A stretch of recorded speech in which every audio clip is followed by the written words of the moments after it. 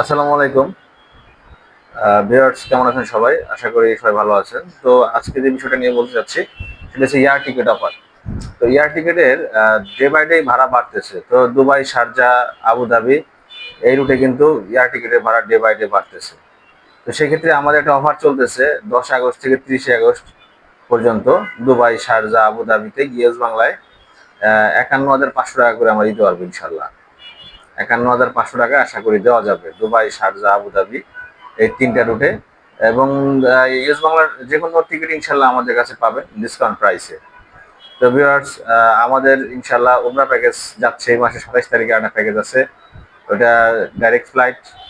প্যাকেজের প্রাইস হতে পারে ১,৪৫,০০০, ১,৫০,০০০, নির্ভর করবে এয়ার টিকিট এবং হোটেলের ভাড়ার উপরে। ১,৪৫,০০০ থেকে ১,৫০,০০০ টাকা ইনশাল্লাহ আমাদের আগস্টের শেষ দিকে যে প্যাকেজটা আছে। ভিউয়ার্স, একটা বিষয় বলতে চাচ্ছিলাম, সেটা হচ্ছে হজের প্রাক নিবন্ধন চলছে। হজের প্রাক নিবন্ধন চাইলে করতে পারেন আমাদের মাধ্যমে। আমাদের মাধ্যমে হজ প্যাকেজটা ইনশাল্লাহ অনেক কম খরচ পাবেন। আমরা চেষ্টা করি কম খরচে সার্ভিস দেওয়ার জন্য।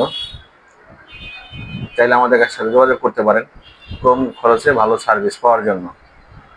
ভিউয়ার্স, যে বিষয়টা সবসময় আমি এখন থেকে চিন্তা করছি বলবো, প্রবাসী ভাইরা কিন্তু অপহরণের শিকার হচ্ছেন সৌদি আরবে। তো সৌদি আরব কিন্তু আমাদের হচ্ছে জনশক্তি রপ্তানির সবচেয়ে বলা যায় যে গোল্ডেন অপরচুনিটি।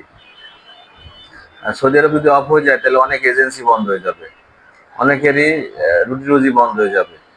তো সেক্ষেত্রে যারা প্রবাসী ভাইরা আছেন সতর্ক থাকবেন, যেন খারাপ কাজ যারা করে তাদেরকে বুঝাবেন, তাদের জন্য দোয়া করবেন যেন আল্লাহ তাদেরকে আর কি হেদায়েত দান করেন, এবং তাদেরকে আইনের ব্যবস্থা নেবেন। সৌদির যে পুলিশ আছে তাদের মাধ্যমে ব্যবস্থা গ্রহণ করবেন।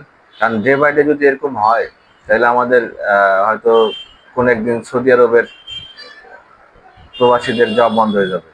তো সেক্ষেত্রে ২০০৮-এ যেমন একবার বন্ধ হয়েছিল, তো সেরকম আবার বন্ধ হয়ে যাবে। তো সেক্ষেত্রে ভিউয়ার্স, এই বিষয়টা আপনারা খেয়াল রাখবেন, সতর্ক থাকবেন।